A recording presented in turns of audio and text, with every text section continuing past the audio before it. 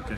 Good morning, everybody on Facebook. This is John. I'm glad to talk with you. I'm recording this at the World Ag Expo in California. And this morning I want to talk about toxic agriculture versus biological agriculture. And we're in the heart of a lot of crops grown in California, but one of the big crops is almonds.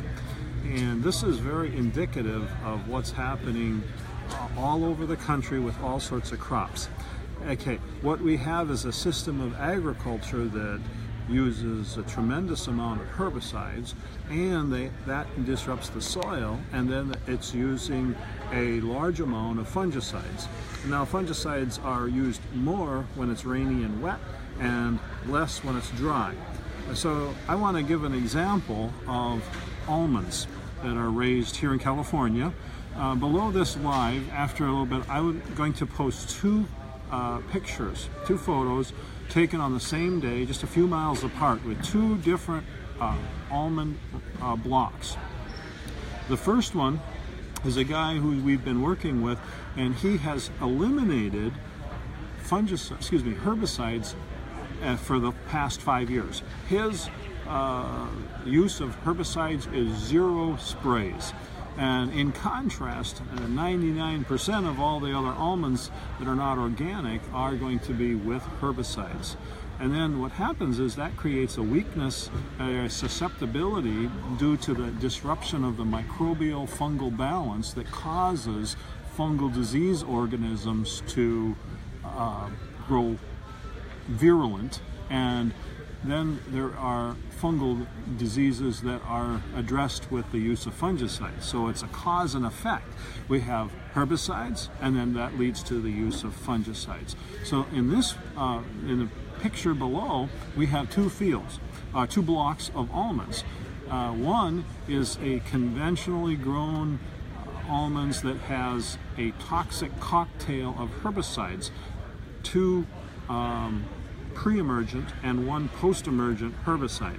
And the post-emergent will kill all of the existing grass, and then the pre-emergent stops the germination of all new. And when they put this cocktail on for almonds, they call that sealing the almonds, and it's barren. There's not a grass around. It's just trees stuck in dry ground. And then the grower that's been on our program with 5 years of no herbicide, that's a green and luscious, and yes, it's going to get dry in California, and that is going to change. It's not going to stay that luscious looking, but instead of using herbicides, he has to mow, because with harvesting almonds, you need to shake the tree, and then you need to sweep up the almonds and catch them. So they don't want a lot of debris and brush and things, so that's why they spray herbicides. Instead, this guy's developed a method to work with mowing. So the good news is that he's a dealer with us, and that he's starting to share as an example his field. So our food supply, I can assure you, if it is contaminated, there's a lot of herbicides being used, a lot of fungicides being used, and what we want to do is go the other way. But in the meantime, I encourage people, because you have to ask yourself this important question: do you trust this food? And that is really a big question. Do you trust this food? And if you don't trust it, you should really carefully think, should you buy it? Should you eat it? And what you can trust, though, is what you're raising.